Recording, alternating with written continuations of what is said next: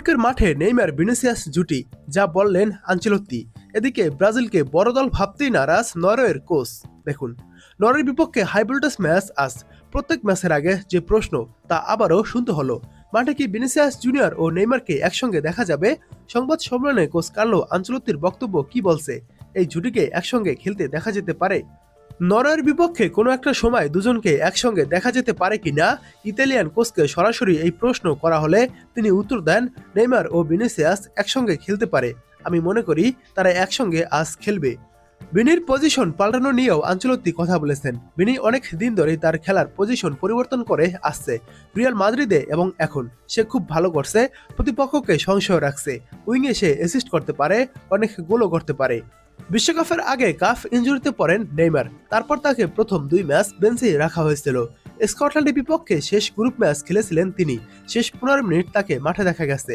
জাপানের বিপক্ষে মাঠের পাশে তাকে অনুশীলন করতে দেখা গিয়েছিল, কিন্তু অতিরিক্ত সময়ের জন্য তাকে ছিল মালিক বলে নির্ধারিত সময়ে জয় পায় ব্রাজিল। অতিরিক্ত সময়ে খেলা গড়ায়নি, আর মাঠেও নামা হয়নি নেইমারের। তবে আজকে শুরুর একাদশে হয়তো নেইমারকে দেখা যাবে না। নেইমারকে দ্বিতীয়ার্ধে কোনো এক সময় দেখা যাবে, এমনটাই ইঙ্গিত কোচের। এদিকে কাগজে কলমে ব্রাজিল টুর্নামেন্টের অন্যতম ফেভারিট হলেও প্রতিপক্ষকে নিয়ে মোটেও ভীত নন নরওয়ের কোচ এস্টেল সোলবাকেন। উল্টো নেইমার ভিনিসিয়াসদের দলটিকে খুব বড় মাপের কিছু ভাবতেই নারাজ এই কোচ। ব্রাজিলের বিপক্ষে মাঠে নামার আগে বেশ আত্মবিশ্বাসী শোনালো সোলবাকেনকে। সংবাদ সম্মেলনে তিনি বলেন, আমার মনে হয় ব্রাজিল খুব বড় মাপের দল কিংবা বিশাল ফেভারিট, যেমনটা তারা কয়েক বছর আগেও ছিল। আমরা লম্বা সময় ধরে বেশ ভালো ছন্দে আছি। দলের সবার আত্মবিশ্বাস এখন তুঙ্গে। খেলার নিজস্ব একটা ধরনও দাঁড়িয়ে গেছে আমাদের। এই ইতিবাচক দিকগুলো আমাদের ম্যাচে দারুণ সাহায্য করবে।